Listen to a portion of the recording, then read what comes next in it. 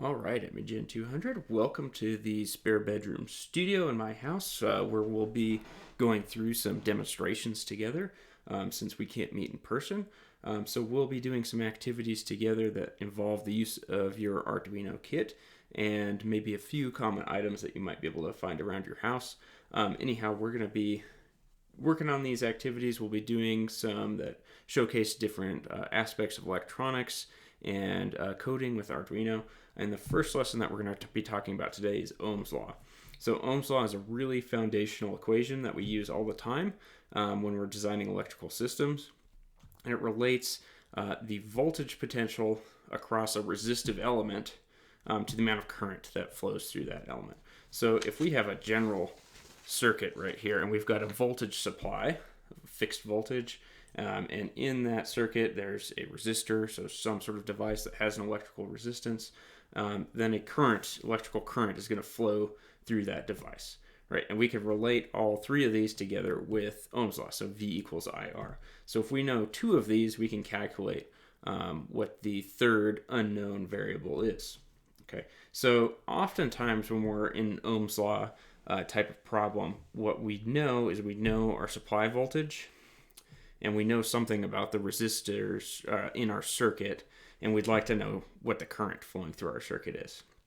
So when that's the case, in this sort of circuit, it'd be very straightforward because we just have one resistor, so our resistance is already given to us. But oftentimes we get some resistor networks that we have to simplify down to the point where we can actually begin and do our calculation. So let's review how you would simplify down a resistor network. So if you've got two resistors in series like this, one resistor and then another one connected onto the end with no branches coming out here, the way we would simplify this down to get an equivalent resistance is we would say that the total resistance is just R1 plus R2. So these two resistors in series, so we just add up their resistances.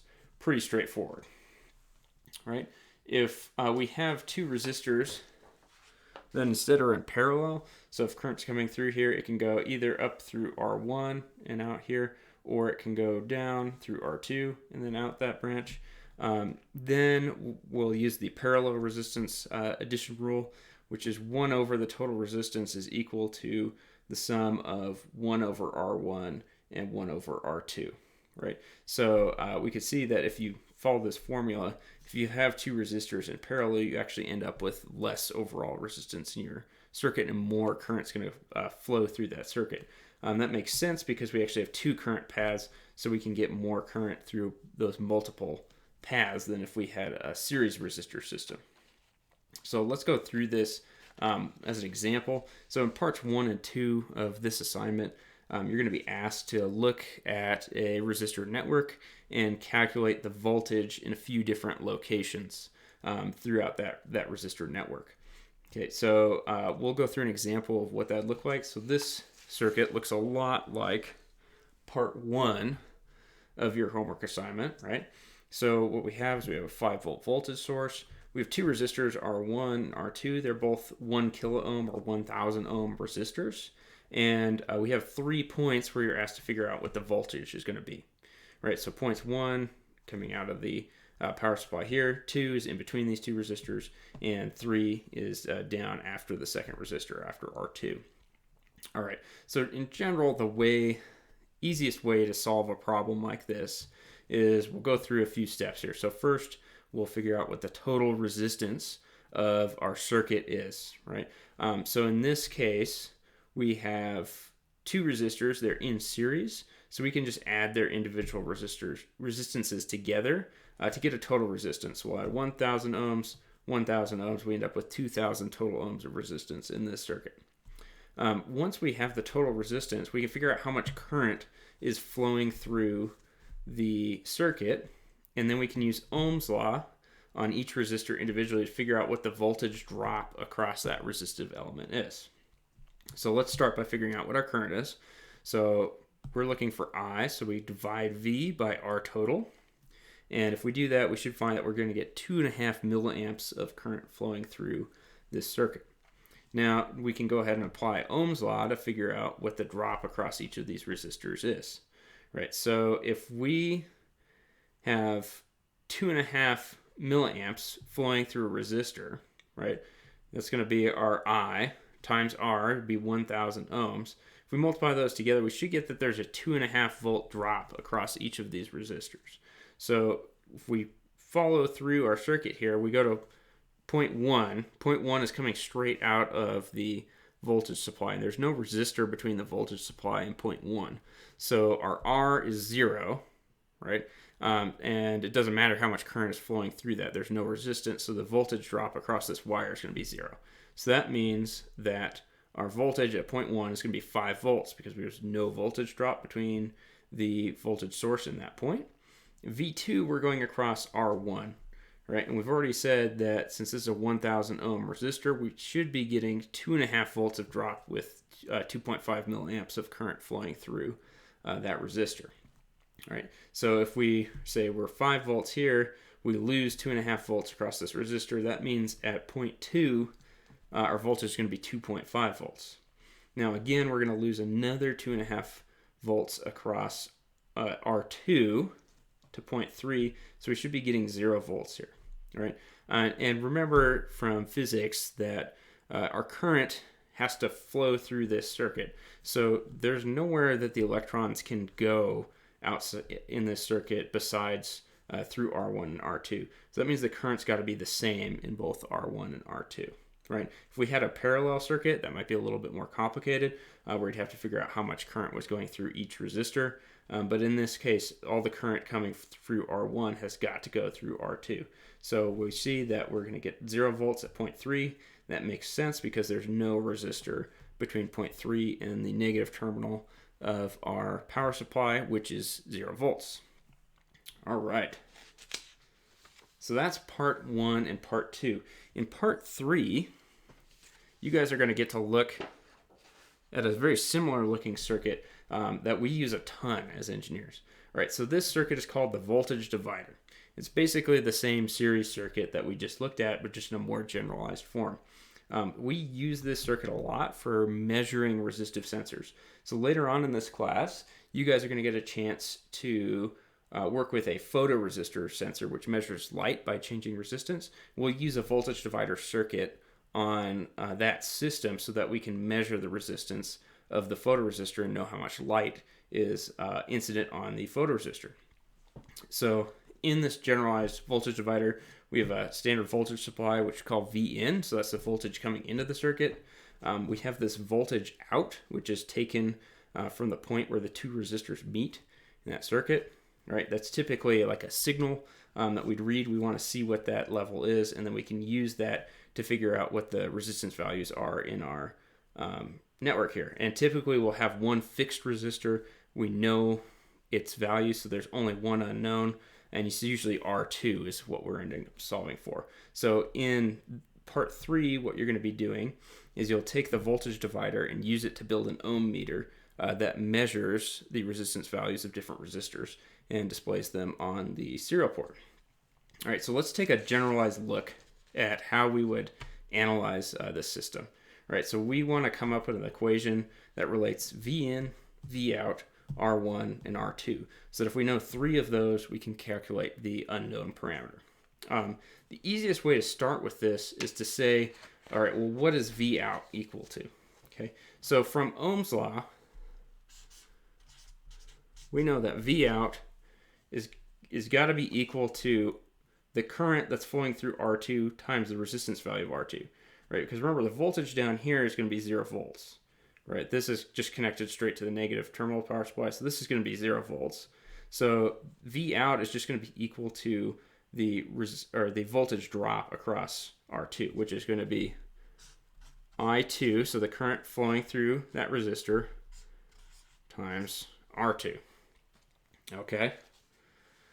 Well, so that's a good start, but we don't know what this current is, right? So we need to come up with a way where we could say what that current is and then substitute that equation in for I, and we'll be left with an equation that's just got V in, R1, R2, and V out in it, okay? So we've got a series circuit here. So what we can do is we can figure out what the total current is flowing through this circuit, right? But we know that since this is a series circuit, the current through R1 has got to be equal to the current going through R2. Again, there's nowhere else for the current to go in the circuit, so it all has to go. If it goes through R1, it's got to go through R2. All right, so from that, we can say that I2 is going to be equal to whatever the current is in I1, which is just equal to the overall current in the circuit. So let's figure out what that current is. Now again, to do that, we need to figure out what the total resistance of our circuit is. All right, so it's a series circuit, so we've got R1 and R2. So our total resistance there is just going to be R1 plus R2. Now let's look how we'd apply that with Ohm's Law. So if we want to find out what I is, we can use Ohm's Law. We're just going to say that it's Vn divided by the total resistance. Right? Since we have a series circuit,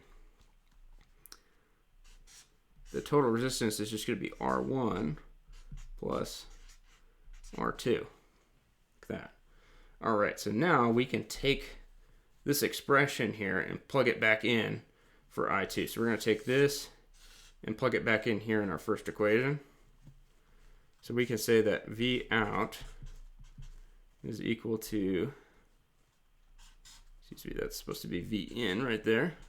V in divided by R1 plus R2 times R2. All right, so we've just taken that and plugged it into the first equation up there. So this is the voltage divider equation. Now you notice that if we know 3 of V out, R1, R2, and V in, we can calculate whatever the fourth unknown parameter is. What you guys are going to be doing today is your R2 is going to be unknown. So you have to rearrange this equation to solve for R2, right? And then you can build a voltage divider circuit on your breadboard with your Arduino. Let me line that up right there. So in this circuit here, this is R1, this is R2. So R1 is a known resistor. I've picked out a 1000 ohm resistor to just use as my known value. All right, and then R2 is an unknown resistor. I happen to know that this one's a 100 ohm resistor, so we can use that to check our ohm meter and make sure it's working properly when we pull up the serial monitor here in a second. So this is set up, this is very similar to the circuit in part 1. I've just modified the code a little bit to incorporate this voltage divider equation and solve for R2. So it calculates, it uses the known value of R1, it measures V in through this wire right here. It's going to an analog input pin down here. This is V out, going to another analog input, and then I am monitoring my ground connection just to make sure I have a good connection to ground. That's not actually used in the equation, so you don't actually need this wire if you don't want it. Okay, and since I know V in, V out, and R1, I'm able to calculate what R2 is, and I'm printing that value to the serial port. So let's bring that up on the computer over here so you guys can see it. All right, there it is. And it should be reading about 100 ohms. It looks like I've got a little bit of a loose connection here somewhere.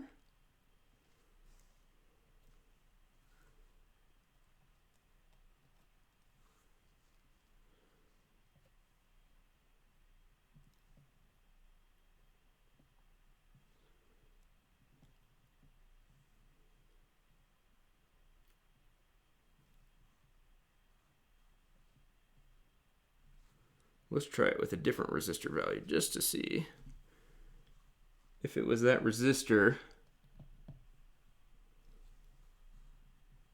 All right, here we go. So this is a 1 kilo ohm resistor that I've put in instead, and it's reading much closer to 1000 ohms. So what that tells me is that I'm getting a little bit of a loose connection between my jumper wires here. So my connection to ground is a little bit loose, and it's acting like I have an extra resistor in there. So I'm getting extra resistance from that loose connection, which is throwing my reading off. You can see it's a little bit intermittent. So I've got it set right now, and it seems to be doing a pretty good job. So that's one thing to check. If you do have some issues where your resistance is not reading correctly, make sure the wires are all plugged in really well and they're nice and tight. But anyhow, that is the demo for this first activity. So again, you'll do your resistor network activity in part 1 and part 2, where you'll calculate what voltage drops are supposed to be across resistors and measure them with your Arduino. And then for part 3, you're going to go ahead and build this ohm meter. And if it doesn't work, you have some trouble getting it going, make sure that you drop into class time or office hours, and we'll be happy to help you via Zoom. Good luck and have fun with that activity.